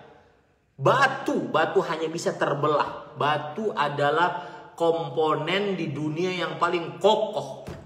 Makanya Allah menggambarkan kekerasan dengan batu. Tsumma qasat qulubuhum fahiya kal hijarah. Kemudian hati mereka mengeras seperti batu. Tetapi ketika wail itu sangat panas, gunung yang komponennya adalah batu dimasukkan akan meleleh dia. Maka hati-hati ya, akan berbicara, membuat kelucuan, bercanda tetapi dengan dusta. Dalam hadis riwayat Imam Ahmad, Rasulullah SAW bersabda, "Innar rajula yatakallamu bil kalimah liyudhika biha julasa'ahu yahwi biha fin nari ab'ada minas surayya." Sesungguhnya seseorang berbicara dengan sebuah pembicaraan agar orang-orang yang duduk bersamanya tertawa, yaitu dengan dusta ya, maka akan dimasukkan ke dalam neraka, dilempar yang mana jauhnya seperti bintang-bintang yang ada di langit. Nah, ini. Kemudian yang selanjutnya dari adab bercanda adalah tidak terlalu banyak bercanda. Tidak terlalu banyak bercanda. Lihat, ini bukan perkataan orang biasa. Perkataan Umar bin Abdul Aziz, seorang tabi'i yang digadang-gadang sebagai khalifah kelima yang rasyid dari kalangan tabi'i. Kan khalifah rasyidah itu ada 4. Yang kelima dari kalangan tabi'i. Saking makmur adilnya di zaman beliau. Beliau mengatakan, "Ittaqul mizah, fa innahu hamqah turithud daghinah." Jauhi oleh kalian terlalu banyak bercanda. Sesungguhnya dia adalah kedunguan, menyebabkan saling bertengkar, dan itu terjadi. Kita bisa saksikan. Kemudian perkataan ulama, seorang ahli hadis, Imam An-Nawawi yang bermadzhab Syafi'i, beliau mengatakan, "Al-muzahu al-manhiyu anhu huwa alladhi fihi ifrat wa yudawamu alaih." Bercanda yang terlarang adalah yang di dalamnya terlalu berlebih-lebihan dan terus-menerus. fa innahu yurithu dhahika wa qaswatal qalbi. Sesungguhnya dia mewariskan dhahik, tertawa dan keras hati. Ya. Wa yushghilu an dzikrillah, menyibukkan dari berzikir kepada Allah.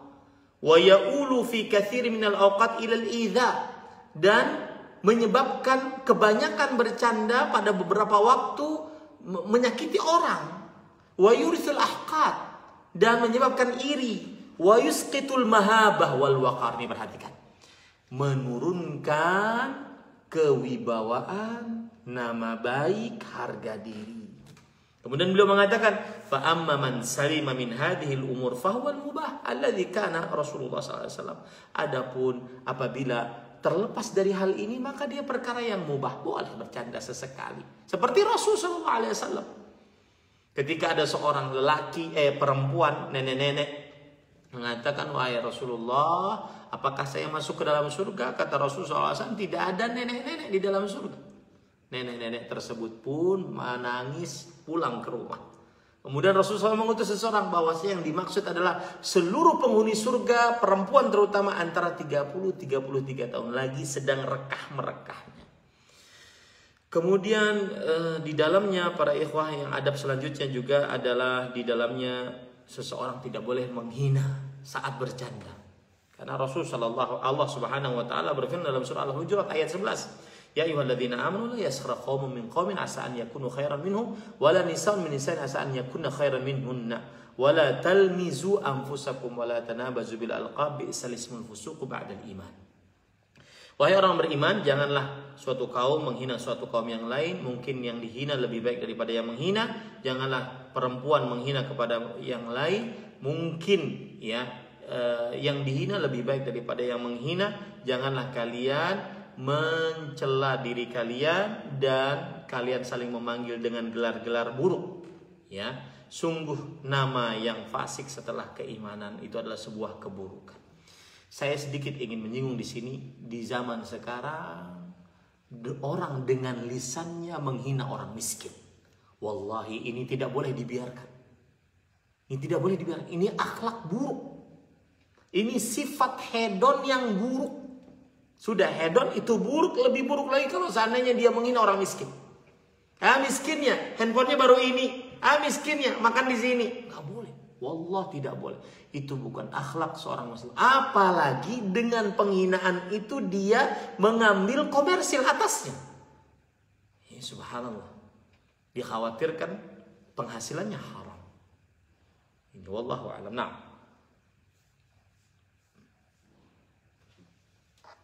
Baik, pertanyaan selanjutnya Ustaz dari seorang akhwat. Assalamualaikum Ustaz, izin bertanya, apakah dosa lisan sama dengan dosa tulisan? Kadang jika berkomentar tentang sesuatu, dan juga dosa hati yang terkadang terbesit mengomentari walau hanya dalam hati. Bagaimana jika kita mengkritik seorang ustaz atau public figure atas sesuatu yang menurut kita tidak baik?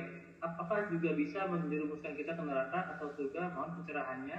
Mungkin ada adab dalam mengkritik atau memberitahu untuk kebaikan atau memperbaiki kekeliruan seseorang. Silakan Ustaz. Bismillah, walhamdulillah, wassalatu wassalamu ala rasulillah wa ala alihi wa sahbihi wa man wala. Ahibati, hafizakumullah ta'ala, para ikhwan yang dirahmati oleh Allah subhanahu wa ta'ala. Pertama, yang berkaitan dengan apakah lisan sama dengan tulisan? Iya, lisan sama dengan tulisan. Kenapa demikian? Karena apa yang ditulis itu adalah bagian dari perbuatannya. Dan perbuatan manusia dibagi menjadi 3. Perbuatan anggota tubuh, perbuatan lisan, perbuatan hati. Maka lisan bagian dari tulisan bagian dari lisan. Tulisan bagian dari lisan. Kemudian yang kedua adalah apabila seseorang ingin memberikan nasihat kepada orang yang dianggap lebih tinggi derajatnya, seperti ustadz, pemuka agama, pemimpin masyarakat, pemimpin negara, pemimpin daerah, maka bagaimana caranya? Apakah dia dengan tulisan, kemudian dia sebarkan agar orang-orang tahu, ataukah dia dengan sembunyi-sembunyi? Maka jawabannya begini. Yang patut diperhatikan dulu adalah wajib melakukan amar ma'ruf nahi mungkar. Jangan cuma amar ma'ruf, tetapi juga disertai dengan nahi mungkar. Wajib itu. Kalau tidak, maka yang membiarkannya berdosa. Kalau tidak, maka akan diangkat kebaikan dari umat Islam. Kuntum khaira ummah ta'muruna bil ma'ruf wa tanhauna 'anil munkar. Kalian adalah sebaik-baik umat, memerintahkan kepada yang ma'ruf, mencegahkan yang mungkar. Baik. Itu satu. Yang kedua, seseorang ketika ingin menasihati orang lain, maka tidak diperbolehkan menasihatinya di hadapan khalayak ramai, karena itu berarti mencela. Kecuali apabila kesalahan tersebut sudah tersebar di masyarakat, maka kita wajib memperingatkan kesalahannya, bukan person orangnya. Paham ini? Ya. Karena kenapa? Karena kesalahannya sudah tersebar. Dan tidak ada, dan kita bisa melakukan dua sikap. Yang pertama, menasihati ustadz tersebut atau public figure tersebut. Kemudian yang kedua, karena kesalahannya sudah tersebar, kita wajib untuk mengingatkan kaum muslimin bahwa perkara ini salah. Tentunya kita koreksi dengan ilmiah, dengan bagus, dengan bahasa yang santun, tidak mencaci, tidak menghina. Ini para ikhwan yang dirahmati oleh Allah Subhanahu wa taala. Wallahu a'lam. Terakhir tadi belum saya jawab, yaitu apa yang ada di dalam hati, apakah kita berdosa atasnya? Maka jawabannya Rasulullah SAW bersabda, "Ma lam tatakallam au tatahaddath bi." Ai kama qala Nabi SAW. Seseorang tidak akan ditulis dosa atasnya selama dia tidak berbicara atasnya. Maka apabila dia hanya di dalam hati, tidak dia perbicarakan atau tidak dia isyaratkan, maka dia terlepas dari dosa. Wallahu a'lam.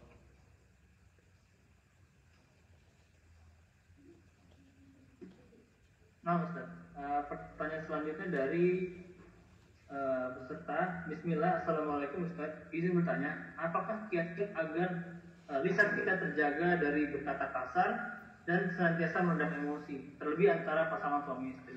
Ini bagus. Bagus pertanyaan ini. Bismillah walhamdulillah wassalatu wassalamu ala rasulillah wa ala alihi wa sahbihi wa man wala.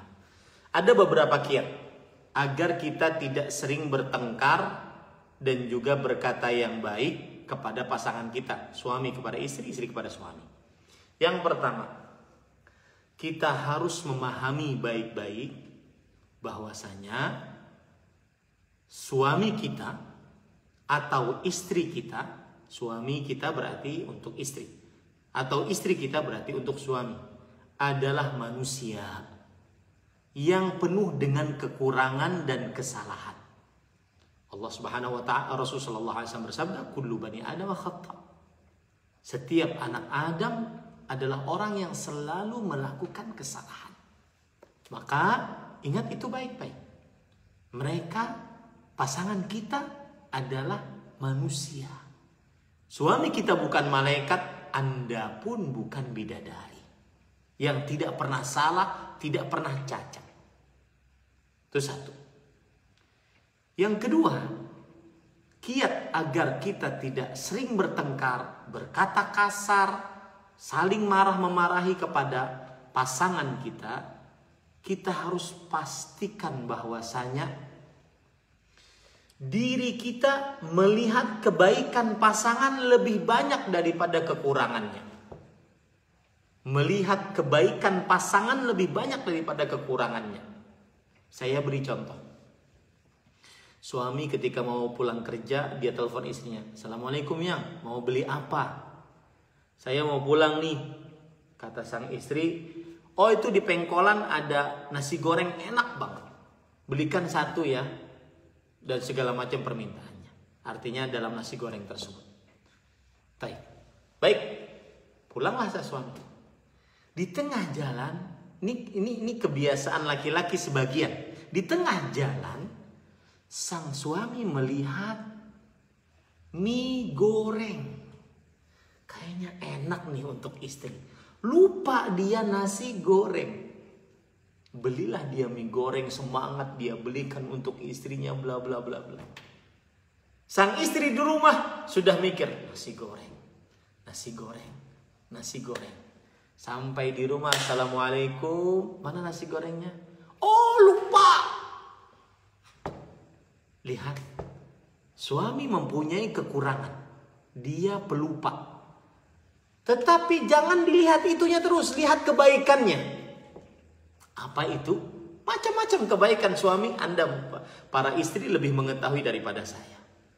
Anda para suami lebih mengetahui daripada saya tentang kebaikan-kebaikan istri Anda. Seorang pernah curhat. Saya punya teman chef bintang 5. Beliau curhat kepada saya. Ustaz, boleh curhat nggak? Boleh. Gini Ustaz, saya tuh punya istri. Saya sangat sayang sama istri saya. Tapi dia kurang satu. Apa kurangnya? Kurang romantis Ustaz. Emang yang ente mau gimana sampai dia romantis? Saya itu pengen yang seperti di sinetron-sinetron itu loh Ustaz. Dipegang, dielus, disambut, di ini, di.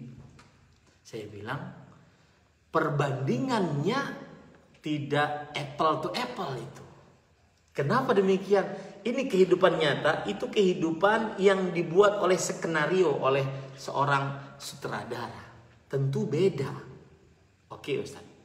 Tapi bagaimana caranya agar suami, agar istri saya dia romantis Ustaz? Begini.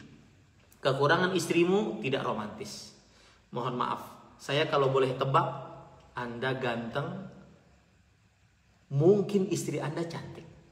Oh iya Ustaz, saya seleranya tinggi. Istri saya cantik. Satu lawan satu ya. Cantik tidak romantis. Kemudian saya kalau boleh tebak, istri Anda pintar masak. Oh iya Ustaz, alhamdulillah masakannya saya suka. 2 lawan 1. Tidak romantis, cantik, pintar masak. Yang ketiga, mohon maaf, istri Anda di atas ranjang sangat memuaskan. Alhamdulillah kalau itu Ustaz, tidak kurang-kurang. Maka 3 lawan 1. Begini cara mencari kebaikan-kebaikan pasangan. Ada seorang suami berkata kepada saya, Ustaz, saya sudah nyari, nggak dapet Ustaz. Kebaikannya apa nggak dapet? Yang ada 4 aja. Maka tetap dicari, harus dicari. Dan ini sesuai dengan hadis Rasul, riwayat Imam Muslim. Rasul SAW bersabda, la yafraq mu'minun mu'minah idza kariha minha khuluqan radhiya minha akhar. Yang artinya, janganlah suami yang beriman terus memarahi istri yang beriman. Jika dia membenci salah satu dari sifat istri, dia akan rela dengan sifat-sifat yang lain. Pintar-pintar mencari kelebihan pasangan. Tanamkan itu, masukkan ke dalam diri, terutama saat sedang marah-marahnya dengan pasangan. Saat setan membisiki, udah cari aja yang lain, cerai, selesai urusan. Cari aja yang lain, cerai, selesai urusan. Ya, saking semangatnya saya tuh. Ya, karena banyak kasus-kasus yang seperti ini. Kalau sudah bertengkar dengan istri itu, ujung-ujungnya pasti dibisiki oleh setan. Cerai, cerai, cerai. Sudah. Ini ahibati hafizakumullah ta'ala. Itu kiat yang kedua. Kiat yang ketiga. Ini menarik. Dan ini sebenarnya adalah penelitian dari Al-Quran secara ilmiah. Lihat surat Ar-Rum ayat 21. Allah Subhanahu wa taala berfirman, "Wa min ayatihi an khalaqalakum min anfusikum azwajan litaskunu ilaiha." Yang artinya, dan dari tanda-tanda kekuasaan Allah Subhanahu wa taala, Allah menciptakan untukmu istri-istrimu dari jenismu sendiri. Lihat ya kata-kata itu, istri-istrimu dari jenismu sendiri. Coba sekarang saya bacakan tafsir Imam Ibnu Katsir. Beliau mengatakan, walau annahu ja'ala bani adama kullahum dzukuran wa ja'ala inathahum min jinsin akhar min ghairihim imma min janin aw hayawanin lama hasala hadha al-i'tilaf bainahum wa bainal azwaj bal kanat tahsulu nufratan law kanatil azwaj min ghairi jins. Ini perhatikan nih. Pada pasangan yang sering-sering bertengkar untuk perkara-perkara yang remeh-temeh bertengkar, untuk perkara-perkara yang remeh-temeh, udah deh cerai aja kalau begitu, udah deh pisah aja, udah deh, ya. Apalagi kadang-kadang ada istrinya yang suka ngompor-ngomporin, ayo cerain kau berani, ayo, cemen lo nggak berani, cerain. Habis dicerain nangis 7 hari 7 malam. Padahal dia sendiri yang ngompor-ngomporin suaminya. Lihat, ini perhatikan nih. Ini perhatikan baik-baik. Kalau seandainya, kata Imam Ibnu Katsir, Allah menjadikan seluruh anak Adam itu laki-laki. Ini kan ada Hawa, ada Adam. Menikah. Kalau Allah jadikan seluruh anak Adam laki-laki. Dan Allah jadikan pasangannya bukan dari jenismu sendiri. Bukan dari jenis manusia. Pasangan perempuannya bukan dari jenis manusia, baik itu dari jin atau hewan, maka niscaya tidak akan pernah terjadi ya kesesuaian, persatuan, sakinah, mawaddah dan rahmah. Yang akan terjadi adalah kesulitan. Kalau istrinya dari bangsa jin ingin dipeluk, lewat dia ke sana karena nggak kelihatan. Ya, kalau seandainya istrinya dari bangsa hewan, ya, tidak akan mungkin. Secantik apapun, hewan tidak akan mungkin seperti manusia cantiknya. Maka saya nasihatkan, mungkin yang sering bertengkar antara suami istri, salah satunya bukan dari jenis manusia. Ya, hati-hati. Maka sang suami harus bersabar, sang istri harus menghormati suami. Apalagi dalam perkara yang remeh-temeh, permasalahan yang bukan prinsipil, maka bersabarlah. Ya wallahu a'lam. Nah.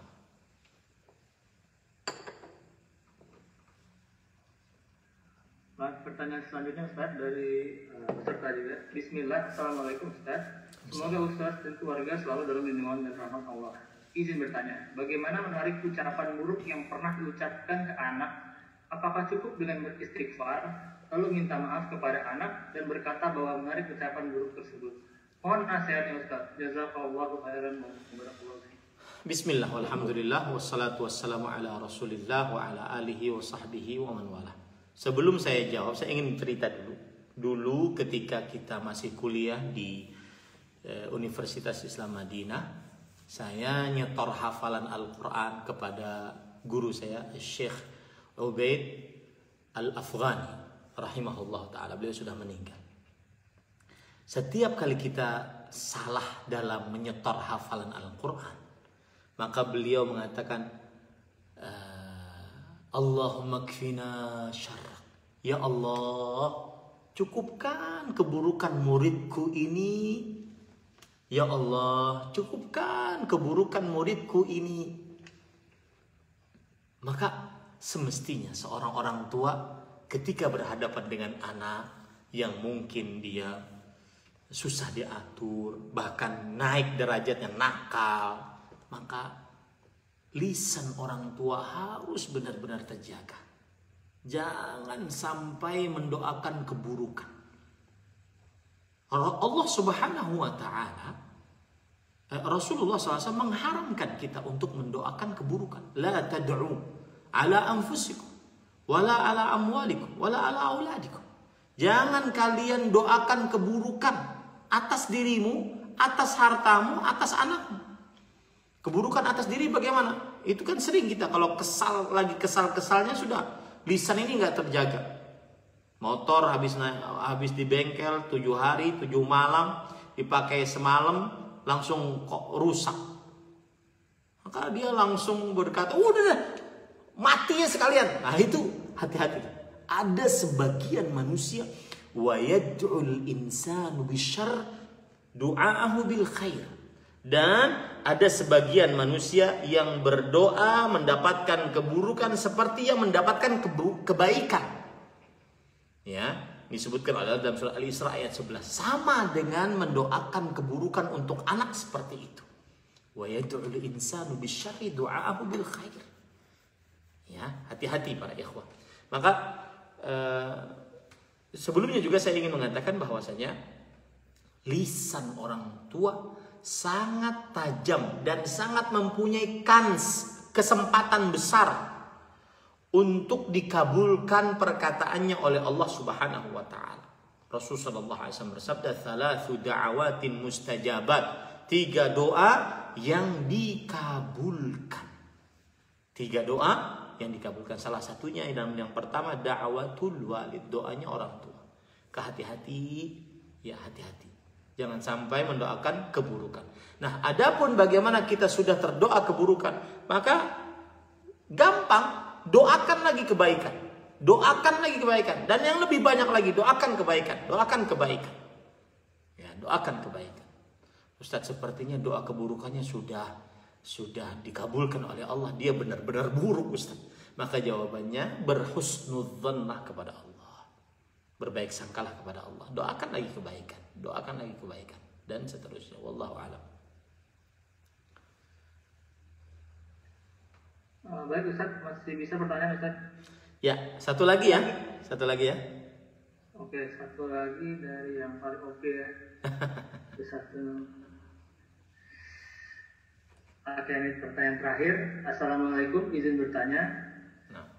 Apa kiat yang harus dilakukan ketika berada di lingkungan kerja dengan orang-orang yang senang menggibah atau mengadu domba? Apalagi jika yang senang gibah lebih senior dari kita. Sungkan rasanya kalau menasihati. Kalau menghindar terus takut dianggap sombong. Jazakallah khair. Baik. Bismillah walhamdulillah wassalatu wassalamu ala Rasulillah wa ala alihi wa sahbihi wa man wala. Asal hukumnya seseorang tidak diperbolehkan untuk duduk di majlis yang di dalamnya terjadi ghibah. Ya, di dalamnya tidak terjadi ghibah. Kenapa? Karena Allah berfirman dalam surat Al-An'am ayat 68. Wa idza ra'aital ladzina yakhuduna fi ayatina fa'arid anhum hatta yakhudu fi haditsin ghairi. Wa imma yunsiyannaka syaitanu fala taq'ud ba'da dzikra ma'al qaumidz zalimin.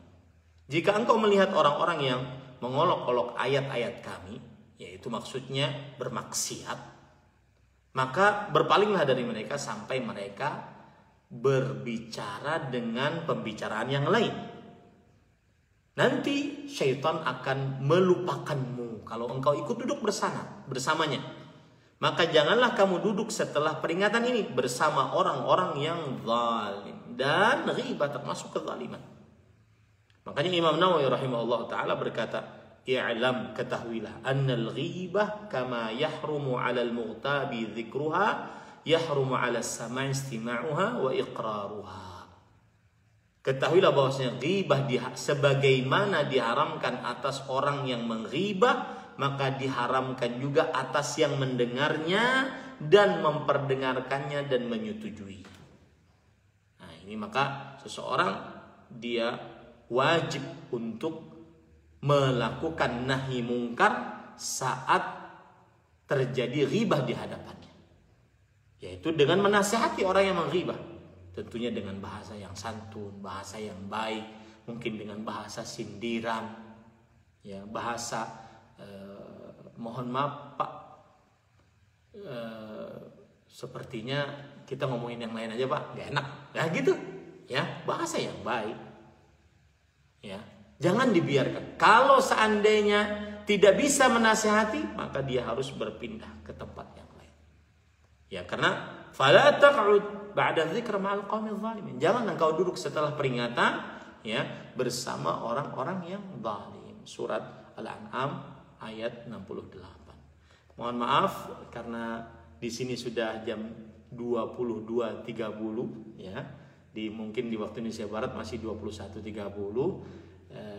Kira-kira ini yang bisa kita sampaikan, dan mohon maaf kalau ada kekurangan-kekurangan yang disampaikan. Apa yang baik itu dari Allah Subhanahu wa taala, apa yang buruk itu dari saya pribadi. Kita cukupkan dengan kafaratul majlis. Subhanakallah bihamdik asyhadu an la ilaha illa anta astaghfiruka wa atubu ilaik. Sallallahu alaihi Muhammad walhamdulillahirabbil alamin. Wassalamualaikum warahmatullahi wabarakatuh. Waalaikumsalam warahmatullahi wabarakatuh. Jazakumullah khairan Ustaz.